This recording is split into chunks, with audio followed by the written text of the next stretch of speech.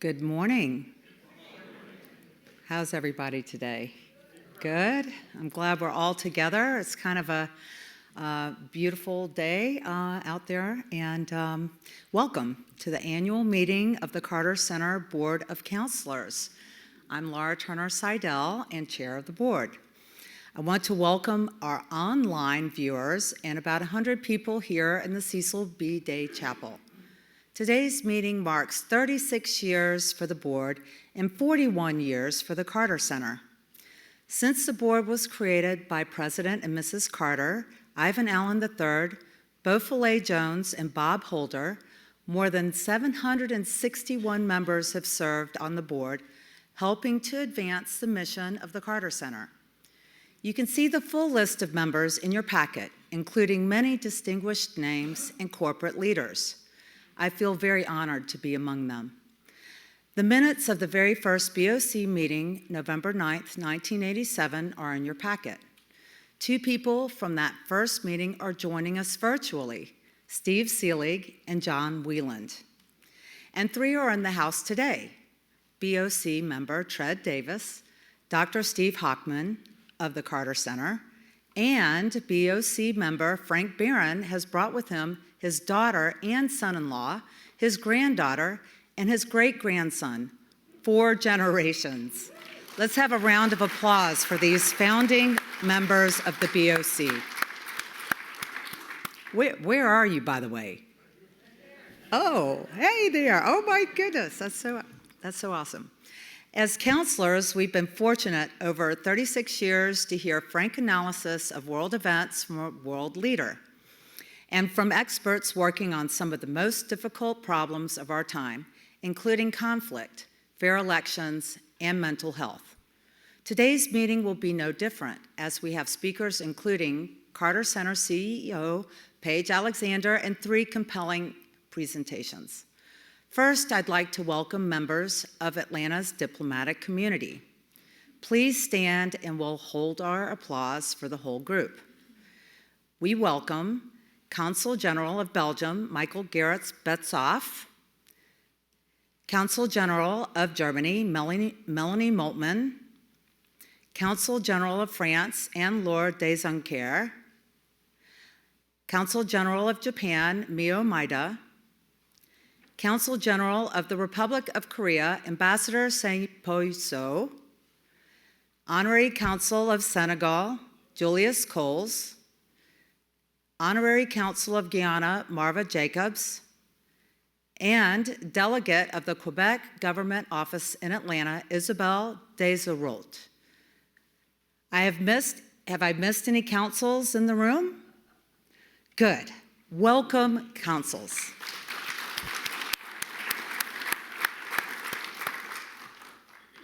Next, it's my great pleasure to introduce our new members of the Board of Councilors that have been inducted this year. All of their names are in your packet. We welcomed several in February and June, and I'm delighted to introduce the entire group today.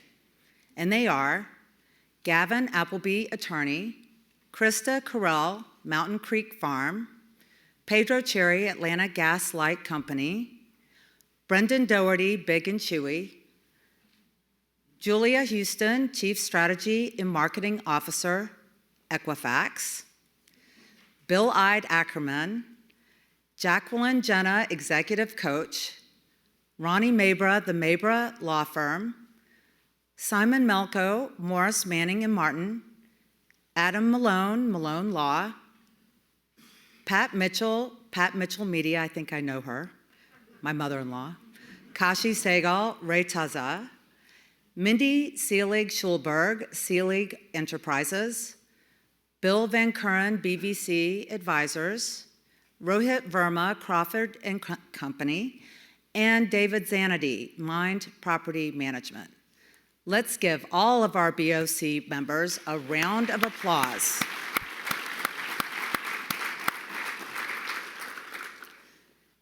Now, since we are celebrating 36 years of the Board of Councilors, let me ask all current and former BOC members to rise and receive a round of applause. Thank you, counselors.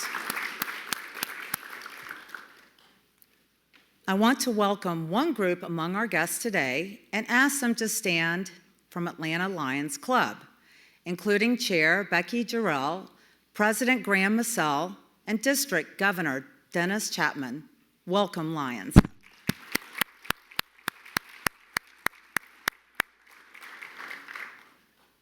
Several members brought guests today, too many to introduce individually, but all of their names appear in your packet.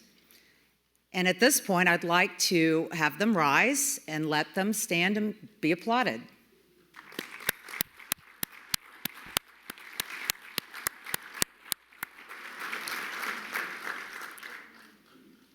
I have only a couple of items of board business. I draw your attention to our last Board of Counselors meeting for 2023 on Friday, December 1st. The December meeting always has a great turnout with many guests, and I hope to see you then. After our meeting today, we'll have a second coffee to let you catch up with members and colleagues, and you are also invited to self-tour the Jimmy Carter Museum. And to tell you about a terrific exhibit on now at the museum, I invite Dr. Meredith Evans, Director of the Jimmy Carter Presidential Library, to the podium. Meredith. Good morning, thank you. We are celebrating Andrew Young and President Carter with this exhibit, The Many Lives of Andrew Young. It's important to recognize that former President Carter appointed Andrew Young as ambassador of the UN in 1977. So in this exhibit, not only does it chronicle his life, we've added documents from the collection that speak to his inauguration, also his appointment, as well as the work that he's done with Carter over the years. So we invite you to come. The exhibit is up through the first week of October. We also invite you to come October 1st to the museum and library to celebrate President Carter's birthday, and hope that you enjoy the exhibit. Thank you.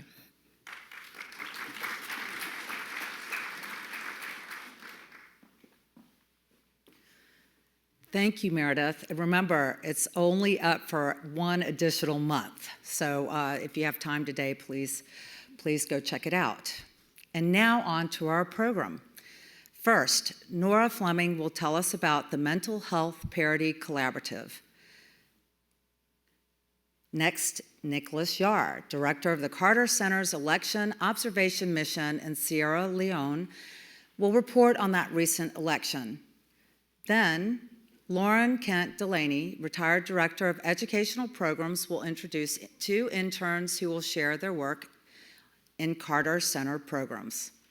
After these presentations, we'll hear from Paige Alexander, CEO of the Carter Center, to give quick remarks and take questions.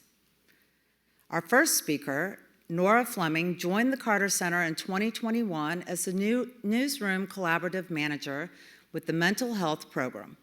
Nora has worked in media for more than 15 years, most recently as senior editor at Edutopia, a news source covering U.S. schools. Before that, Nora was editorial director at Fenton, a communications firm focused on public policy and social change. She has also worked as a reporter for Education Week and other news publications. She earned a bachelor's degree in journalism from Emory University and a master's in media and public affairs from George Washington University. Nora.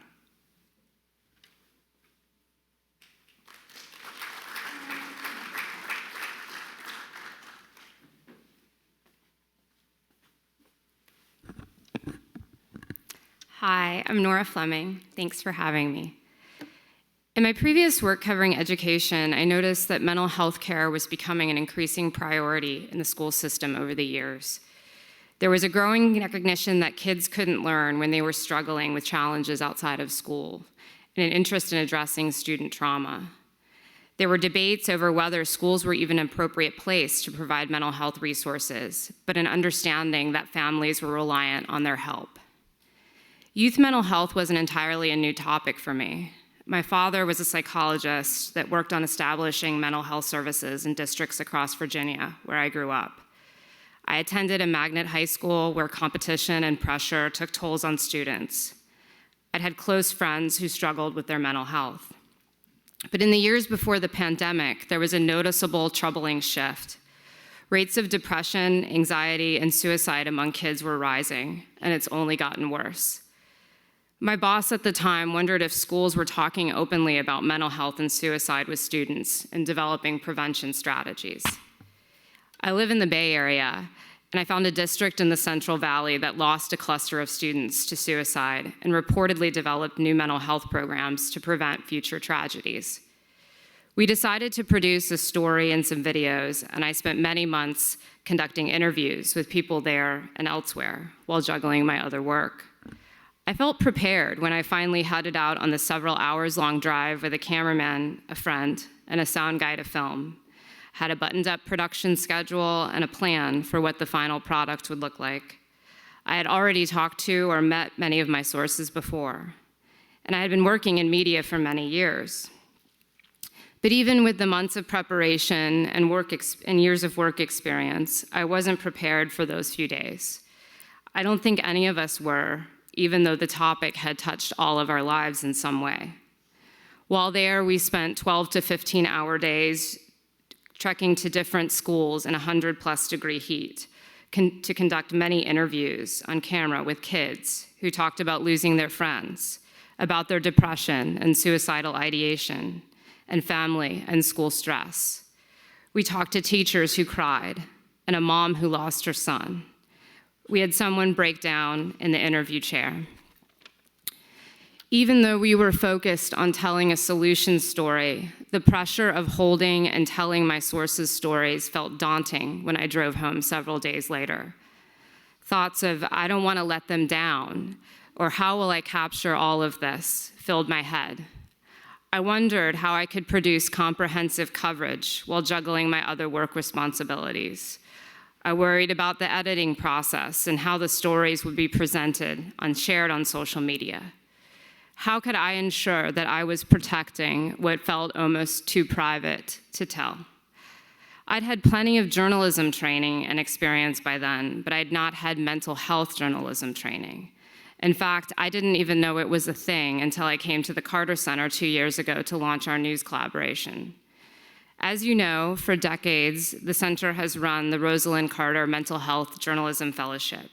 But several years ago, we received grant funding to launch a new project, a collaboration focused on newsrooms across the US, encouraging them to publish news stories on mental health care access, parity, and inequity.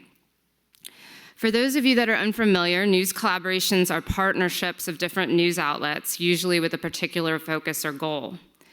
Their aim is to share resources to expand reach in a competitive media market. We wanted our collaboration to align with some policy areas my colleagues in the mental health program work on. Federal legislation passed in 1996 and 2008 requires that health insurance providers consider mental health benefits the same or on parity with physical health benefits, but this is far from the reality. Millions of people struggle to access and afford mental health care in this country. States like Georgia last year have passed their own parity laws, but enforcement in many states has been weak.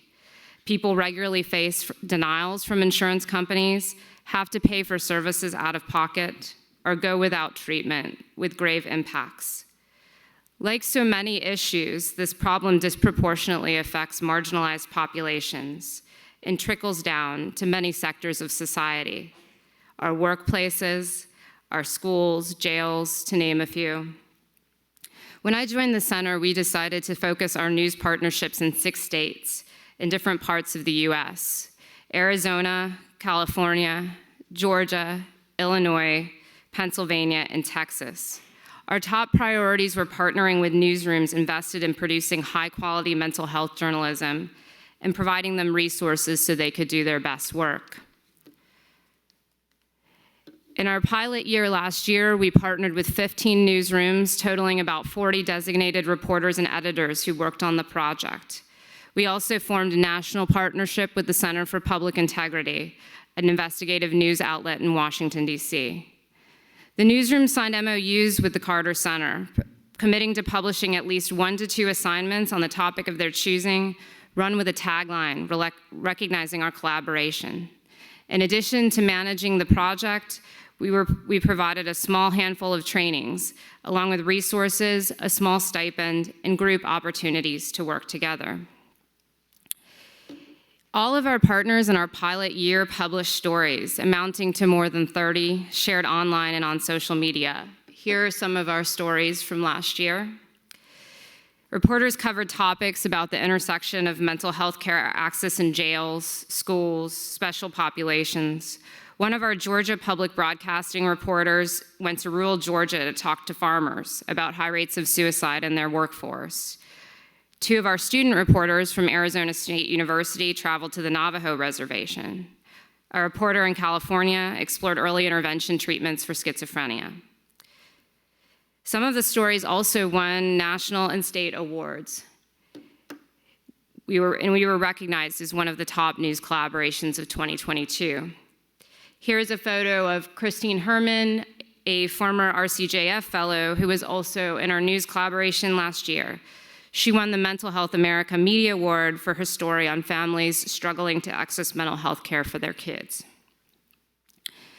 Thankfully, we received additional grants from the Level Foundation and the Brain and Behavior Research Foundation to continue our collaboration this year.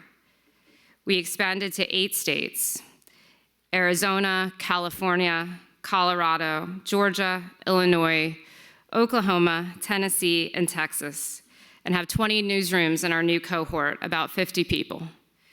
Our national partnerships have continued. We are also continuing to evolve our process with new training, surveys, and group opportunities. Already, this new group has published some stories that you'll see here. I'm expecting about 40 this year. Like last year, the participating newsroom's needs can differ. And as a collaboration manager, I often wear a lot of hats: coaching, editing, resource finding, facilitating. I try to meet those needs so journalists don't feel like I did years ago, wondering how to handle the many big and small things you face covering this topic. Everything from using appropriate terminology, to protecting a source's identity, to what to do if someone has thoughts of suicide. There are those other issues too, like how do you handle that burden or the guilt of feeling like you have to do right by your sources? The question of how to ensure it stays your story when so many people in a newsroom might shape it.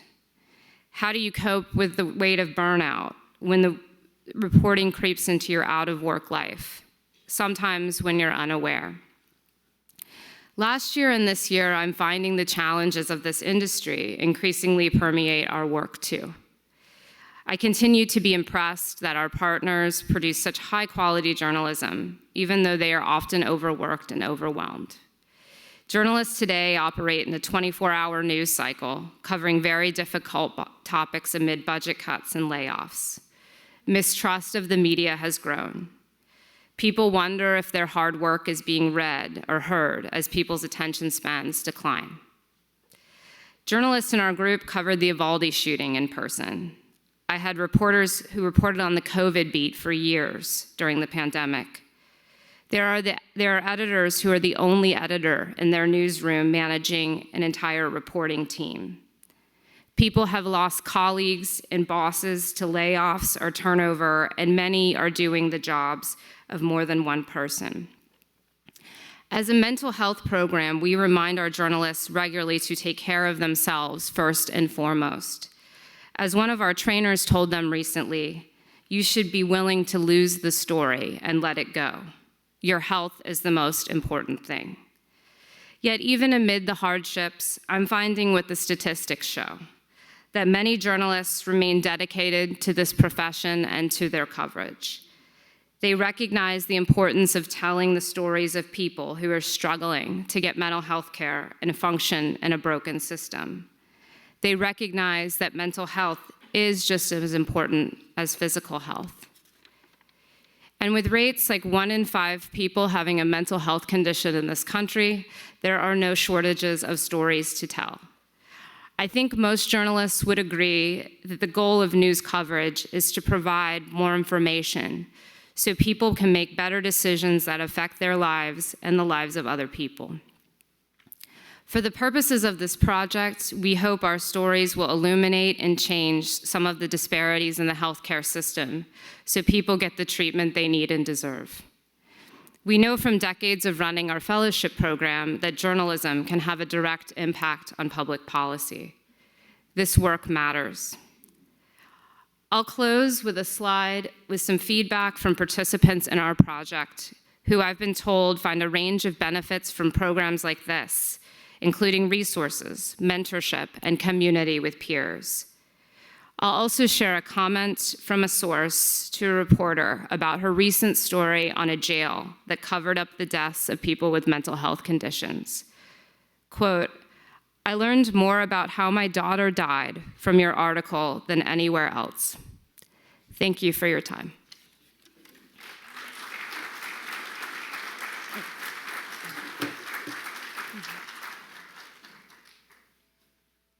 Thank you, Nora, for your incredible work and your important presentation. Whew, that's heavy. To give a quick background on our elections and introduce our next speaker, I'm going to invite Chris Hobbs, Senior Associate Director for Peace Programs, to come to the podium. Chris.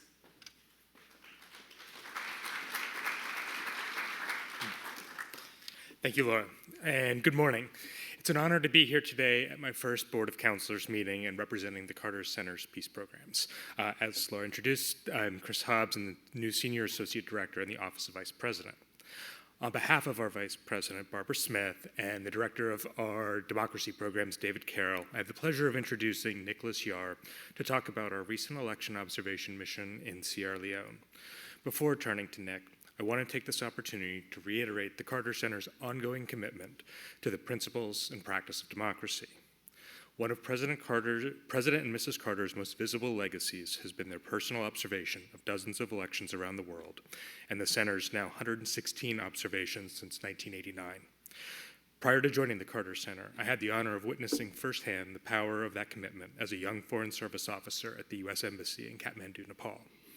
It was an election that took place in the aftermath of conflict, an intense debate over a new constitution, and continued political instability.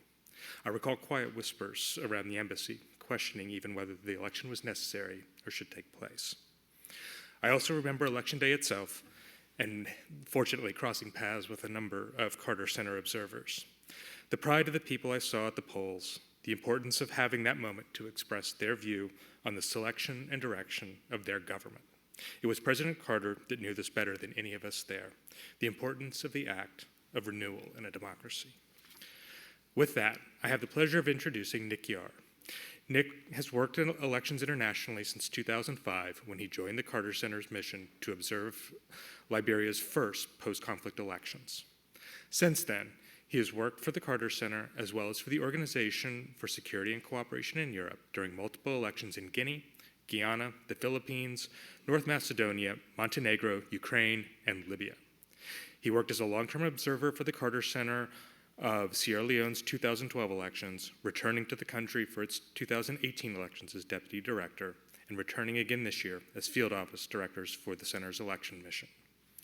When not observing elections, Nick has worked as a freelance reporter and researcher based in New York.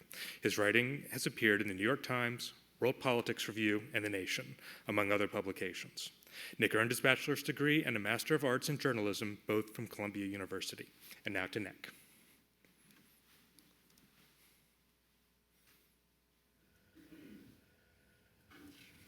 Hello, everyone. My name is Nicholas Yar, and I'm here to talk to you today about the Carter Center's work in Sierra Leone.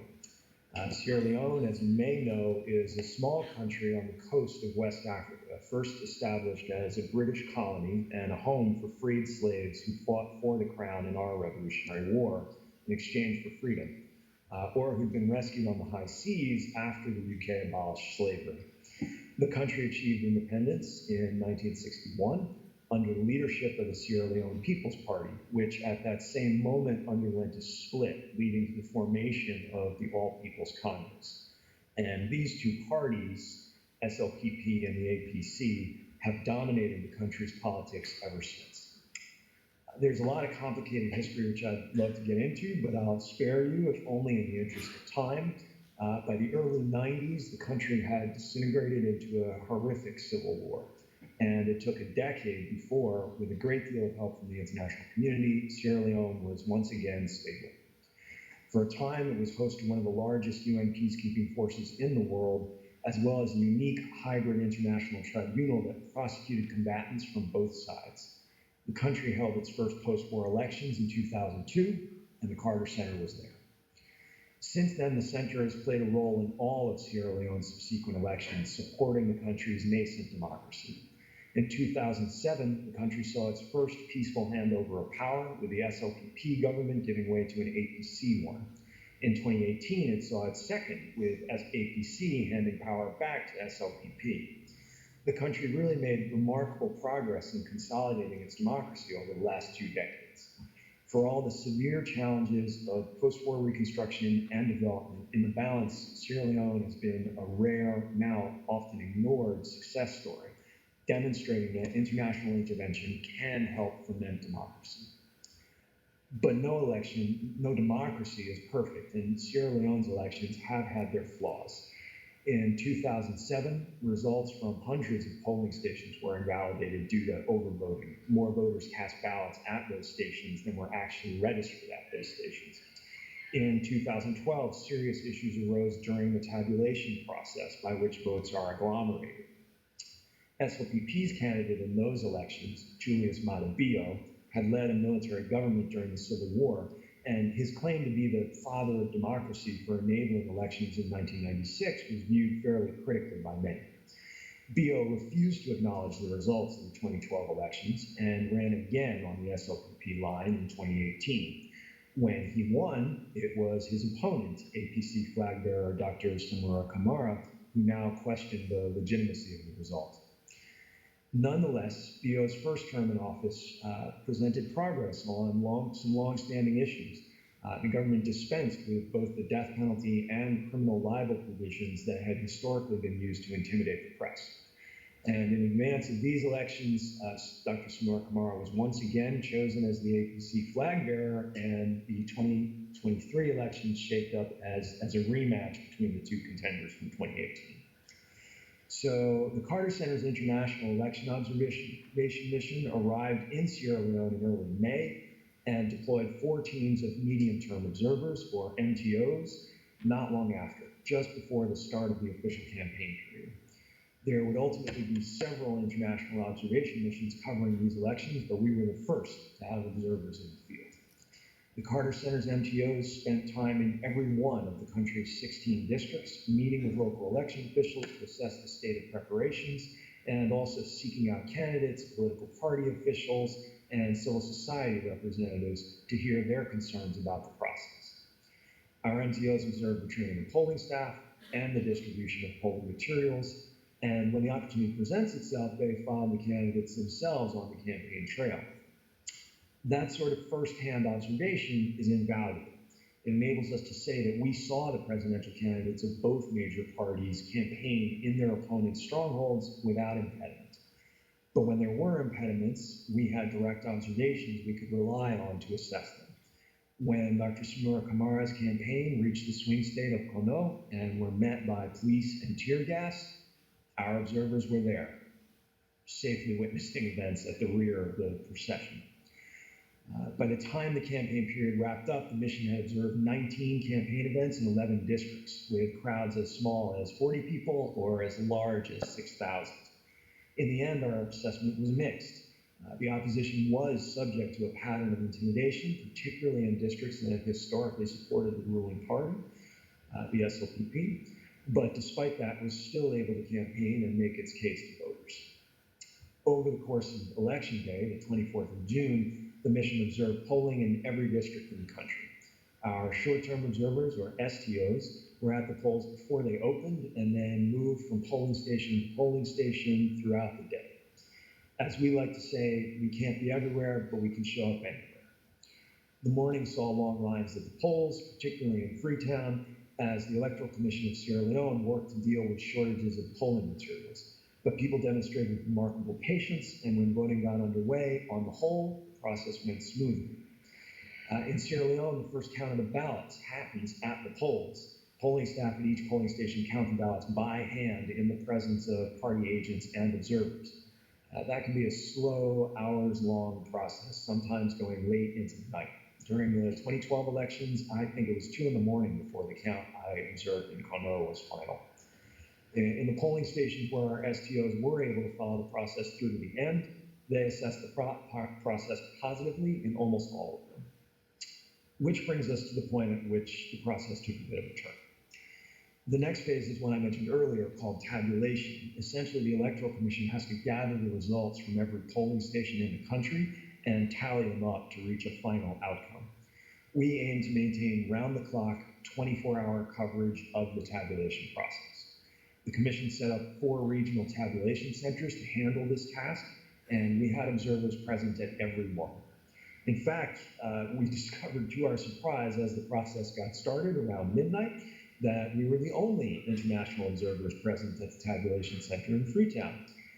For an extended period on that first night, our people were the only observers of any kind, international, domestic, or political party present at that center.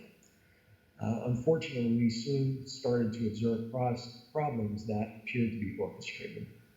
Over the next 48 hours, our observers, along with other international observers, domestic observers, and party agents, found themselves consigned to areas of the tabulation centers that made it essentially impossible to monitor the work of Commission staff. They had to press for basic information about the process, and on several occasions, our observers actually directly witnessed Commission staff tampering with ballot boxes. It's highly unusual for the Carter Center to be eyewitness to that kind of serious infraction. The following day, on the 25th of June, we were the first international observation mission to release a statement on the process, calling for the Electoral Commission to provide greater transparency and for political parties and others to exercise patience. The EU mission followed with a similar statement not long after. Our mission would go on to issue a series of statements over the following days, raising concerns about the transparency of tabulation and noting that we had seen ballot boxes inappropriately unsealed in multiple regional tabulation centers. We were in regular communication with other international observation missions, fielded by the European Union, the African Union, the Economic Community of West African States, and the Commonwealth, and their observations agreed with our own. But the Carter Center's unique standing as a nonpartisan and non-governmental organization really enabled us to be out front and forthright about our observations in ways even the European Union did not seem able to be. There were other eyes on the process as well. Sierra Leone's oldest domestic observation group, the National Election Watch, also known as NEW, conducted what was essentially a parallel vote tabulation, drawing on reporting from specially trained national observers that NEW fielded across the country. They were able to have a robust sample of the count and develop an internal projection of the result. The Carter Center reviewed their methodology and found it credible. When NEW published statements questioning results being released by the Electoral Commission and then began to come under increasing pressure from the ruling party, the mission issued statements backing them up. Throughout the process, we were also in communication with significant members of the diplomatic community, and at multiple points briefed the diplomatic representatives of the US and UK governments, among others. That work informed what was for Sierra Leone a rare joint statement 4 days after Election Day by the US, UK, Ireland, Germany, France, and the European Union delegation, announcing they, quote, shared the concerns of national and international observation missions about the lack of transparency in the tabulation process. Much to our dismay, we simply can't say whether the results announced by the Electoral Commission were credible. And at this point, given the degree of problems we observed, particularly the issues with inappropriately unsealed ballot boxes, it's exceptionally difficult to see how the will of the people of Sierra Leone, as expressed at the polls on Election Day, could be ascertained. It has not seemed likely the existing process could be salvaged, and short, truly extraordinary measures such as holding a new election, it's unclear how the country moves forward. In the post-election period, we've continued to be in communication with both Sierra Leoneans and members of the diplomatic corps to hear their concerns and inform their perspectives. Our observations have guided big decisions, including the Millennium Challenge Corporation pausing a major investment in the country and the US government instituting visa sanctions. West Africa is a region which has seen real democratic gains over the last 2 decades, and where those gains are now facing serious threats. We've seen coups in Guinea, Burkina Faso, Mali, and most recently Niger, and questionable elections in Nigeria and now Sierra Leone. These are the front lines of the struggle for democracy. Carter Center has played a unique and valuable role defending democracy in the region for over 2 decades now, and we hope to have the means to continue to do so in the decades to come.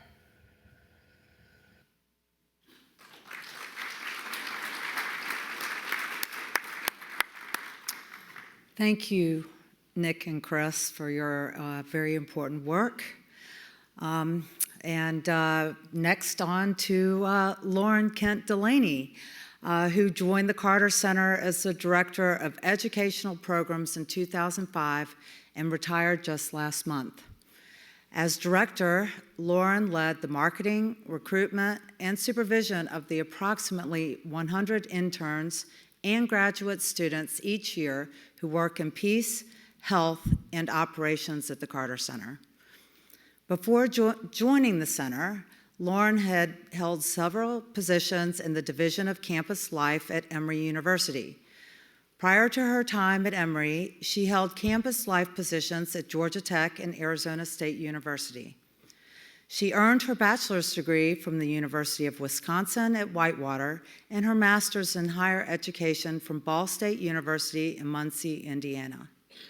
Lauren.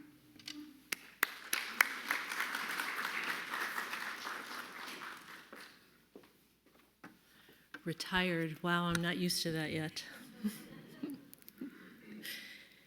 Good morning, and thank you for this opportunity. It's my pleasure to talk about the work of educational programs one last time. There are 3 intern sessions each year that coincide with the academic calendar. So we have interns in the fall, spring, and summer. The fall and spring are 15 weeks long. The summer session is 10 weeks. And I'm proud to tell you that the interns are paid, which helps us to attract a much more diverse applicant pool. Eligibility extends to college juniors, seniors, graduate students, and people who have completed their degree in the last 24 months. Each session, we accept an average of 30 interns that work 20 hours a week in peace, health, and the operational areas of the center. Since the beginning of the internship, we've had 3,699 interns that come from 109 countries and represent 640 universities. Thank you. The goal of the internship is to provide a substantive learning experience that encourages people to explore career options and attain professional skills that combine academic studies with practical application. We start each session with orientation so that new interns and graduate assistants can learn about the history and the mission of the Carter Center. In addition to the programmatic work, we strive to provide a well-rounded experience for them. Educational programs offers professional development speaker series that typically highlights a particular initiative or maybe a skill set that focuses on a particular skill, something like LinkedIn or database management. Deliberate mentoring is an important part of the internship, and every session, Paige Alexander makes time to meet with the interns in small groups. Each session, we also do a career panel that encourages the interns to work with the professional staff on networking. Today, I'm excited to introduce our new Director of Educational Programs, Dr. Zari Riley. There she is.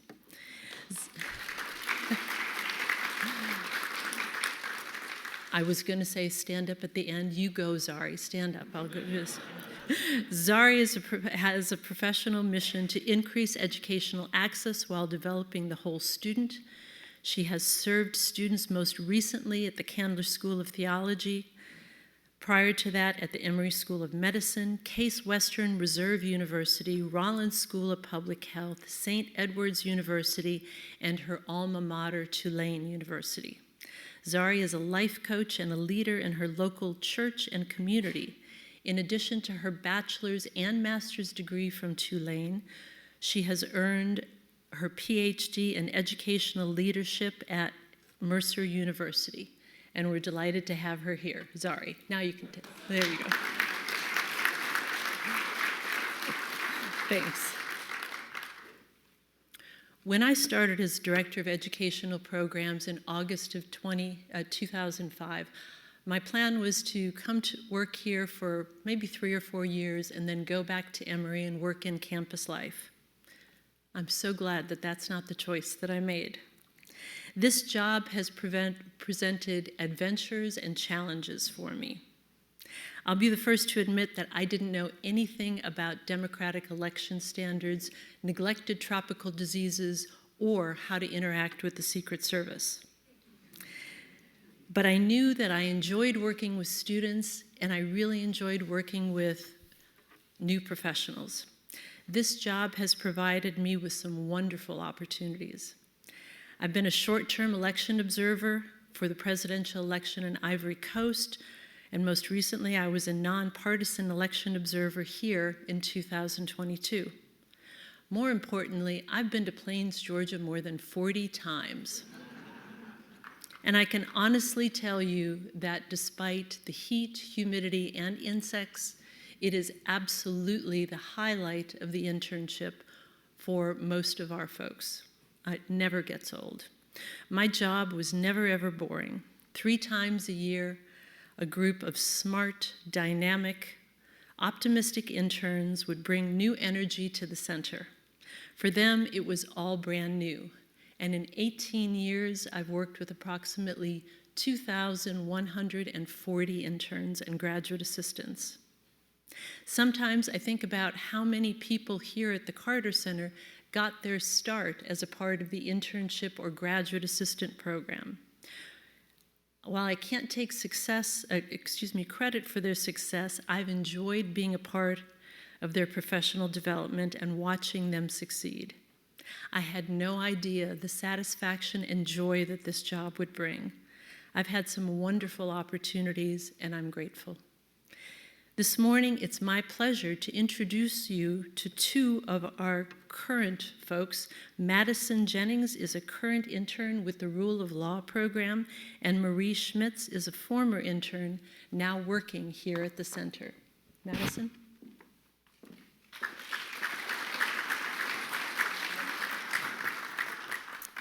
Good morning. My name is Madison Jennings. It is an honor to speak to you and for my cohort today. I am a fall 2023 intern for the Carter Center. Growing up in the coastal region of Georgia, I was surrounded by women who advocated for social and political equality. They instilled in me the importance of collaboration, justice, and education. Their resilience deeply inspired me to attend a historically women's college. I am currently a senior at Agnes Scott College studying political science and religious studies with a keen focus on women's rights. Interning with the Carter Center's Rule of Law program has allowed me to connect my academic passions into the real world. The Rule of Law program works to enhance governance and trust through accountability, transparency, and inclusive access to information and justice. The program prioritizes marginalized communities and collaborates with government and civil society organizations. Under the supervision of Carrie Mackey, an associate director of the program, I have worked on 2 projects in Liberia and 1 domestic project here in Georgia. Today, I will provide a snapshot of what the day-to-day work of Carter Center interns could be like.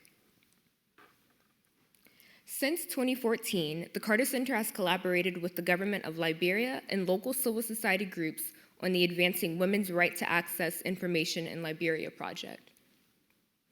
This initiative seeks to provide increasing awareness and use of Liberia's Freedom of Information law.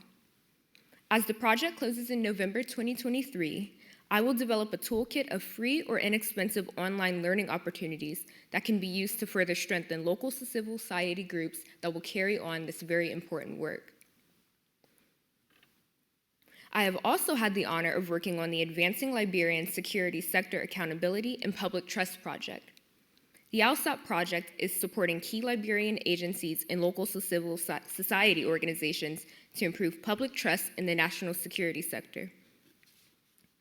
As the project ends in November 2023, I have helped to review proposals and conduct interviews to select a firm of who will conduct an external evaluation of TCC work in this arena. The Carter Center is also partnering with Atlanta Policing Alternative and Diversion Initiative, also known as APAD, to promote mental health and substance use crisis support over incarceration in Georgia. This project is a collaboration between TCC's Rule of Law and mental health programs. I have created state-level data visuals on policing alternatives and attitudes towards law enforcement in Georgia.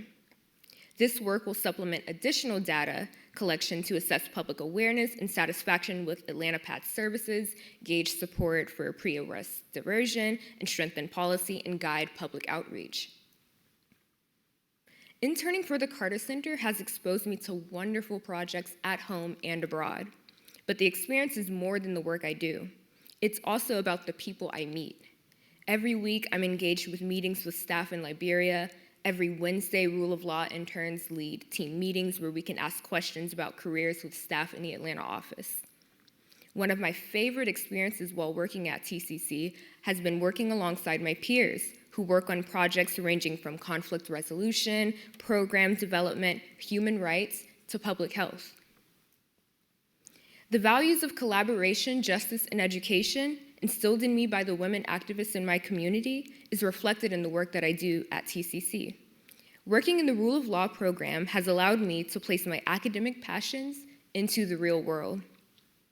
My hope is to practice international human rights law with a keen focus on women. On behalf of my fellow interns and myself, thank you all for this incredible opportunity to grow academically and professionally. Thank you to President and Mrs. Carter for investing into our professional lives through the opportunities presented to us through this program. Thank you.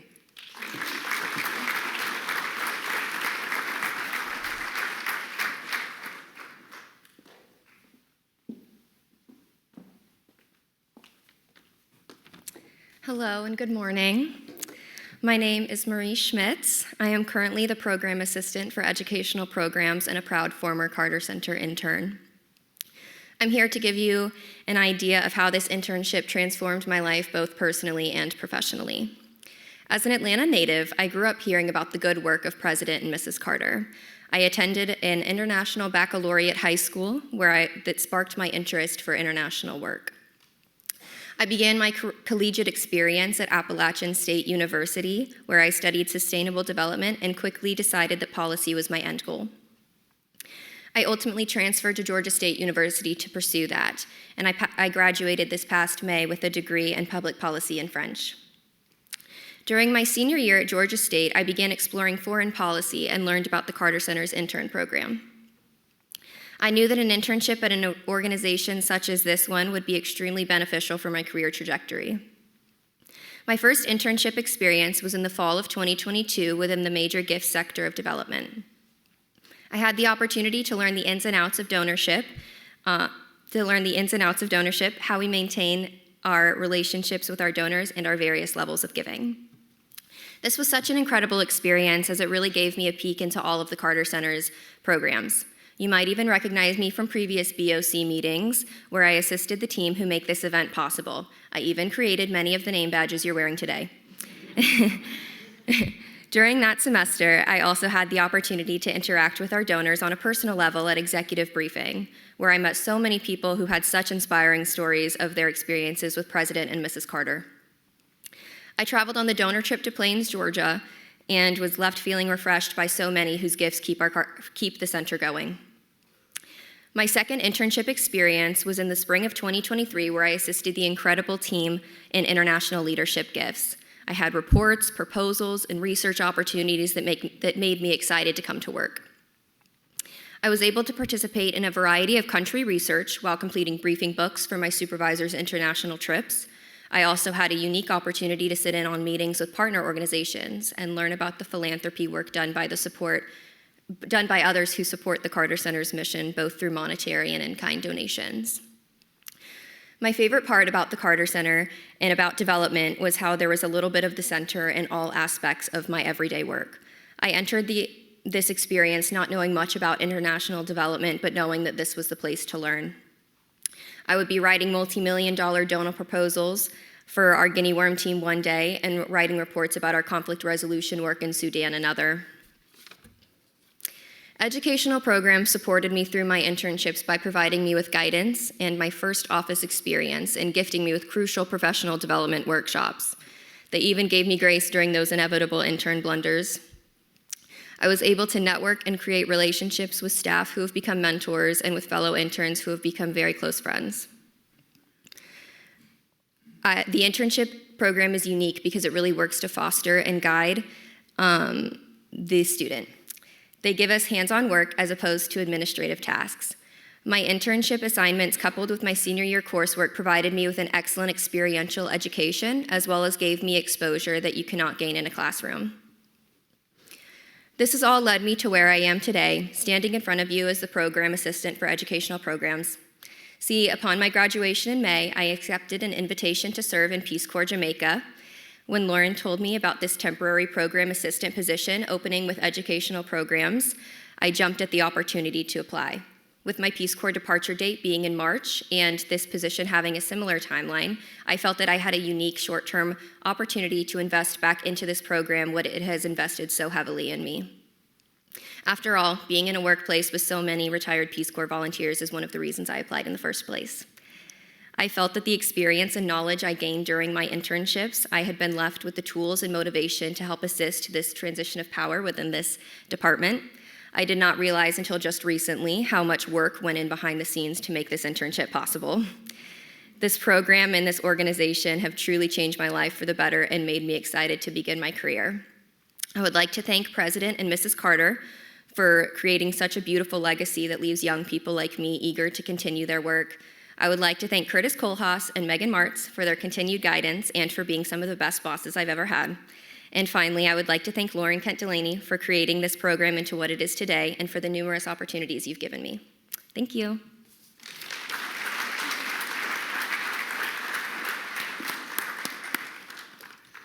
So Lauren, it's rewirement, not retirement. And I would like to thank Marie and Madison for your great work and your wonderful testimonials. Now for remarks and questions, I am pleased to introduce the Chief Executive Officer for the Carter Center, Paige Alexander.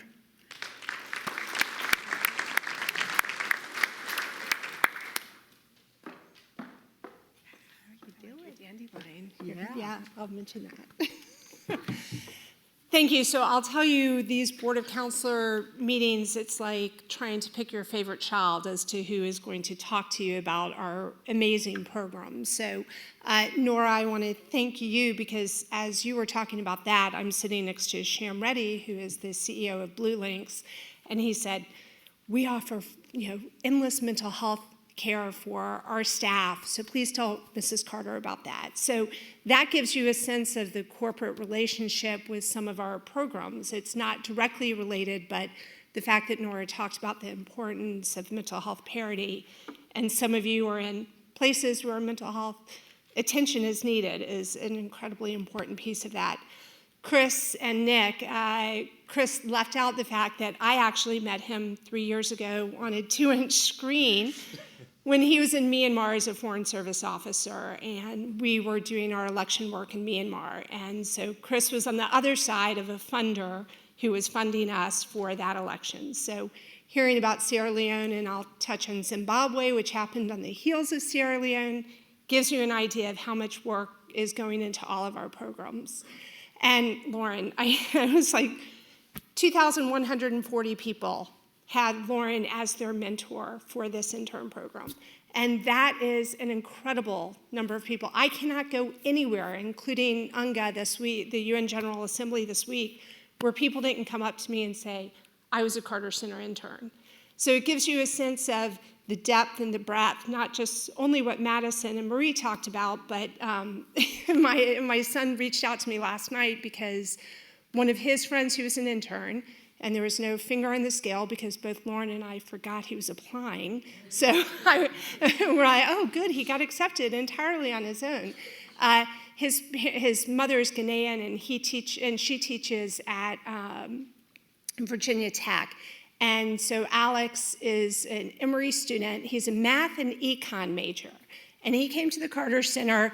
He worked on the Syria mapping program, which if anyone follows us if all of you follow us on social media, you'll see that he did a project on a holistic approach in Syria for our mapping work, and he did an overlay on agriculture and mines, and the fact that as we're looking at the demining that will be necessary in Sierra Leone, we also have to look at the food resilience, because if the mines are in places where agricultural land is ripe and the mines are there, it's going to be hard for the food resilience side.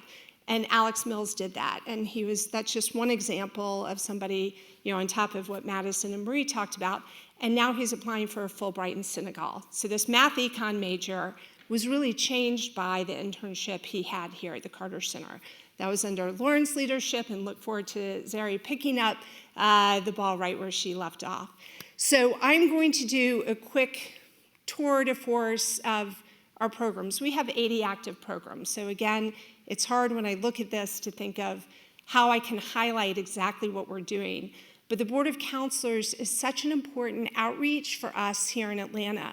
So you understand what we are doing, the legacy that President and Mrs. Carter have left behind, and all the areas that we touch. I like to say we don't jump from crisis to crisis, because if we were to have done that, then we would be all over the board. We have these deep relationships in so many places that we're working. As Chris talked about in Sierra Leone, 116 elections in 40 different countries. A couple weeks later, we had a group of 90 observers in Zimbabwe. It is our 4th election in Zimbabwe. It's the only country that President Carter was not allowed in when we were denied access in 2013, I think. And where's Bob Hope? Where's Bob? So Bob was telling me, as Chris mentioned, or Nick mentioned, as they were in the back during some of the protests in Sierra Leone, Bob told me last night that apparently the EU delegation that was staying at a different hotel in Zimbabwe, one of the delegates broke his leg when he jumped out the window because their hotel was actually attacked. Of course, since Bob and Amanda were in charge of security for us, our hotel was not attacked. But we sent 90 observers there, and the government decided not to accredit the last 30. So Bob, Hope being one of the last 30 that was there, took on a totally different role in terms of helping us. But it gives you a sense, challenging environments, recalcitrant governments. We're issuing statements that say, as the Carter Center puts another dent in the credibility in Sierra Leone, we issued a very strong statement, as did the EU in Zimbabwe. And this continues to be just a difficult place. We go to these tough places.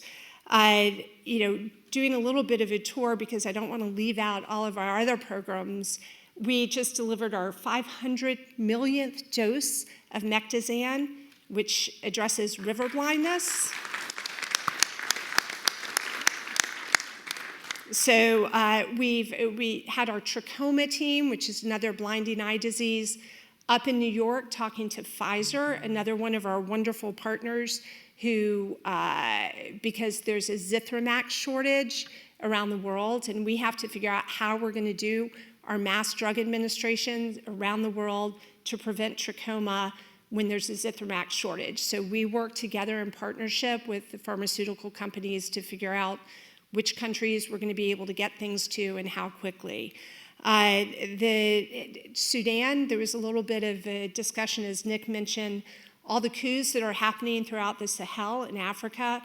We have been working on Sudan and the Youth Citizen Observation Network, which is a wonderful group in 18 different states throughout the country that are still feeding information. It's youth, and they're using social media, and they're feeding information on the broken ceasefires.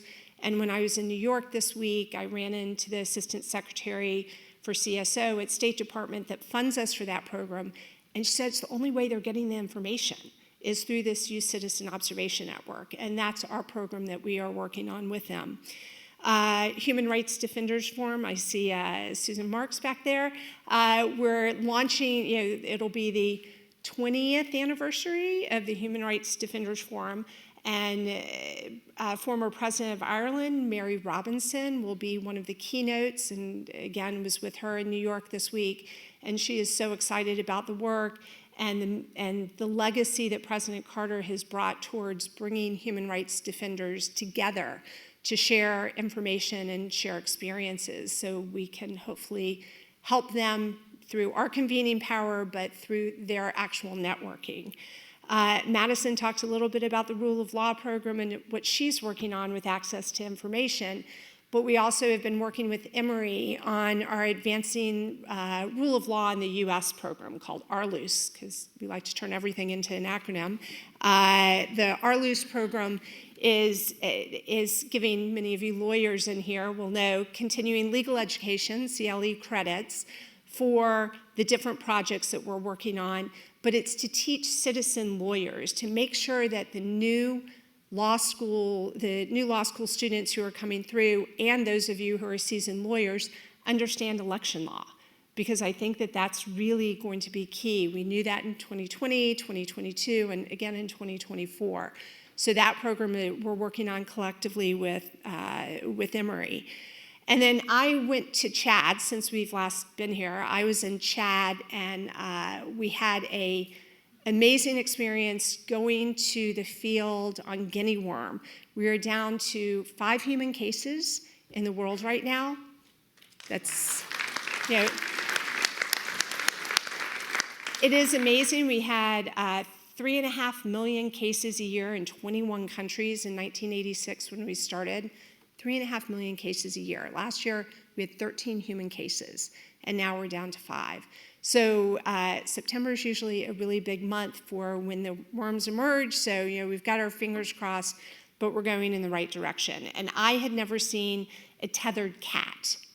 That to me, we tether the dogs to check them for animal infections. We apparently tether cats too, so there you go. That's how you tether a cat, apparently. On a stick with a chain, and I was checking the cat's paws because when guinea worm come out, that's usually where they present, on the body and in the paws. So that was a wonderful trip.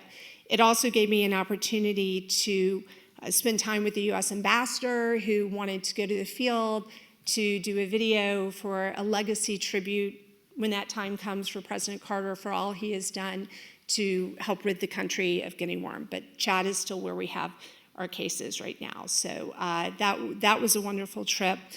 And then last week I was in New York, as was Laura, and she's got a dandelion pin on, which you haven't talked about, Project Dandelion, but it is part of a Connected Women Leaders group that is working on climate change. And so Laura and Susan and Karen Ryan are doing that together with Pat Mitchell on our Board of Councilors. The UN General Assembly is always a really interesting time in New York because you run into people on the street, like the Assistant Secretary who I saw just crossing the street and able to catch up and have a chat. The Bill and Melinda Gates Foundation awarded the Goalkeepers Humanitarian Lifetime Achievement Award to President and Mrs. Carter and the work of the Carter Center. So I was able to walk across the stage at Lincoln Center, accepted honor from Melinda Gates, and give a speech. So not something I thought I would be doing in my life, is speaking at Lincoln Center. But that was a real tribute to the amazing legacy of what the Carters started 40 years ago here at the Carter Center and what we're continuing to work on. New York Times did a wonderful piece yesterday, I think, which I would refer you to on President Carter's 99th birthday. I will do what Jason would normally do and tell you his grandparents are doing as well as can be expected at 96 and 99. They're resting comfortably and together at home. As we talk about their President Carter's eating of peanut butter ice cream, for me, actually tells me that it's sort of proof of theory that if you eat whatever you want, you'll live forever, because that's kind of where he is right now. I know. At the same time, when when we have conversations with him about his upcoming birthday, he's not terribly happy about turning 99, but he is still asking questions about guinea worm, and it is still a wonderful tribute that he is able to enjoy, that both of them are able to enjoy, to see what people are saying. And with that, I will also say that if all of you can go into the Carter Center website and just take a picture and leave a tribute, it makes up a beautiful digital mosaic of President Carter. And he's got his iPad down there, and people are helping him look, going into the mosaic and finding like a picture that makes up his ear, and then the picture comes out, and you can see the tribute that's left to him. So that's actually been a really fun thing for his entire family to see. It's been very nice, and so I encourage you to do those tributes. And I think with that, I will probably open it up to questions and for the panel, for other folks who are here, some of our staff who are here. If you have any questions, there are microphones on both sides. I know you're skipping school, so especially if you have a question, I would be happy to answer that as well. So please, if you wouldn't mind, just because that way people online can hear. Thank you. And if you'd introduce yourself too. Okay, my name's Patricia Wank from Douglasville, Georgia. This is our first time, and Miss Dot Paget is the one that brought us. So a plug for her: if you haven't read her book yet, please go buy it. It's amazing. And it is totally amazing. It opened my eyes to President Carter in a way that I was not aware of. So it's been a blessing in that area. Miss Fleming, I do have a couple of questions. Background: we lost a grandson to suicide 8 years ago. So sorry. Drugs and alcohol. So your area is a passion for me. What I wanted to know is, do you, with what you're doing, do you ever accept? I did a video of my journey after we lost him, and I didn't know if that's something that you can use. We have the video, and it's also, those of you, West Georgia Woman Magazine, if you're not familiar with it, the publisher lost her nephew the same year we lost our grandson. But every September is focused on suicide prevention. And what they did is they transcribed my video into the magazine. So if you're interested, I can send you the links for those to use that. My second comment is, have you done any background working with the Georgia RCOs? And that's a recovery community organization. It comes through the Georgia Council for Recovery. And you'd love to have someone come and just see what we are doing in Douglas County. That is run totally by peers. Douglas County now has peers that are certified through CARES, and those peers are now co-responders with fire department and EMT, going in because of their training. They don't go into the professional area. That is not their lane. Their lane is their experience. And what they've been able to do and recognize when there's a crisis or something that they are aware of. Plus we have a facility that others can come in, whether it's recidivism that has to do with, those coming out of prison, places to go, but they give all kinds of information, where to go, what's needed. So it's a safe place to go to. And I just wanted to, of course I have a card, if I can give them to you. It's just an area, it's another area to help with mental health and what's happening with the opioid explosion that we're dealing with. We have a niece that's been living with us for 2 years and is now 2 years clean. So everybody has to do something, and the educational department too is just, we've got to get communities stepping up, talking about it, remove the stigma, open up, and share what's going on in our families. Because my feeling, and the last thing I'll say is, my journey with suicide will never end. Thank you.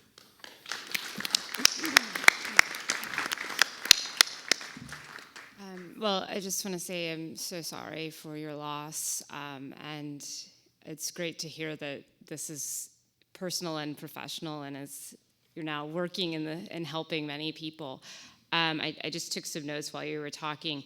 For your video, absolutely come. I'll be in the lobby mingling after this if you want to come chat with me personally and give me your card. And we have currently in Georgia, our news partners are Atlanta Journal-Constitution and Georgia Public Broadcasting. I am trying to get University of Georgia to join their students in their journalism school.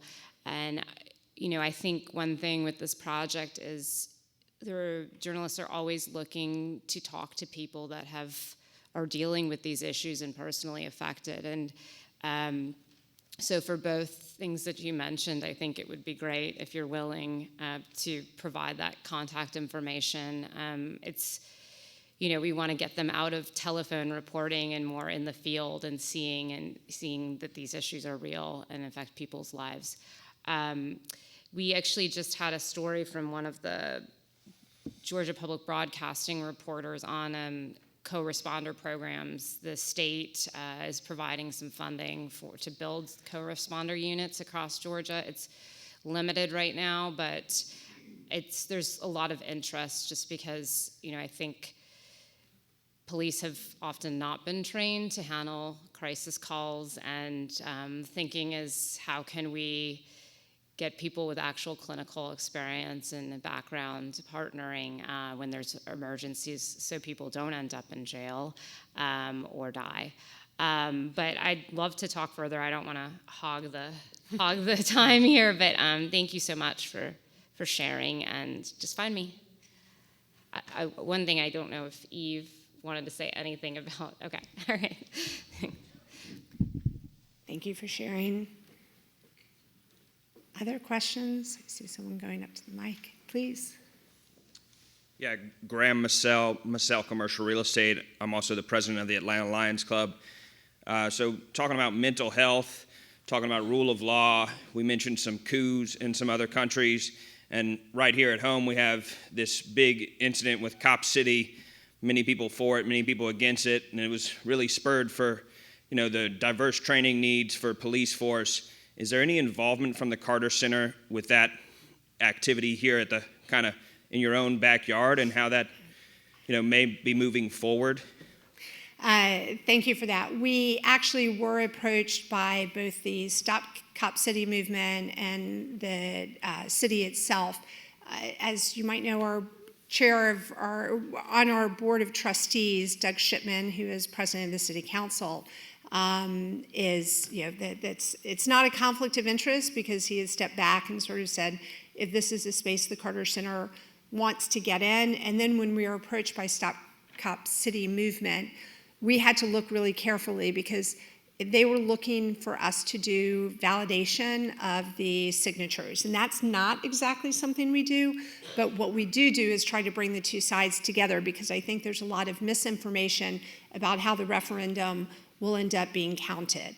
And so we issued a letter. They made their letter very public that they had asked us to be part of this, and we issued a very public response back to them saying, we don't, I mean, you know, between Sierra Leone, Zimbabwe, and everything else we have going, it just wasn't a space we could walk into, unlike Fulton County when they asked, and we had the time and the expertise.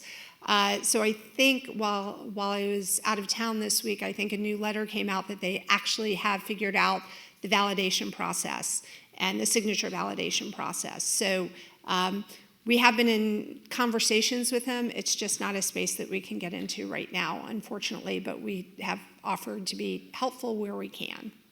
Understand. Thank you. Thank you. It's hard when these things are happening in your own backyard. You really want to get involved. At the same time, we've got, you know, almost 300 staff people here in Atlanta and 3,000 overseas. And for us to step into everything that we're asked to do would be a lot. So Any other questions? Oh, one more. My name is Joe Montgomery. I'm from Rome, Georgia. It's a comment more than it is a question. My father-in-law, Frank Barron, was a founding member of the board. He's in his 90s, and his great-grandson, Daniel Parker, is 7. And we want to thank you and the Carter Center and President and Ms. Carter for making the world a better place for 7-year-olds and for 90-year-olds. Thank you.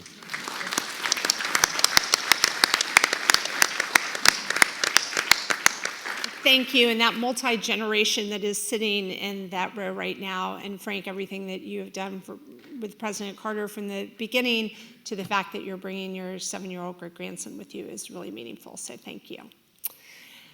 Laura, so over to Laura, thanks. I just don't know how you do it all, really. There's the depth and breadth of the programs of the Carter Center are just, it's just absolutely amazing, and thank you all for your work. Before I close, I want to remind you that there is a second coffee in the lobby till 9:45, and I encourage you to stay and network. Also, the Jimmy Carter Library and Museum invites members and guests to that self-guided tour of the Presidential Museum and the Andrew Young Special Exhibit. Volunteers can guide you there when you exit the chapel. Our next meeting of the Board of Councilors is Friday, December 1st. I hope to see you then. Remember that the Board of Councilors only asks 2 things of its members: that we attend meetings and that we proactively support the center in those circles in which we have influence. Tell someone today about the important work going on here at the Carter Center, and you've got a lot to talk about. So thank you, and we'll see you in December.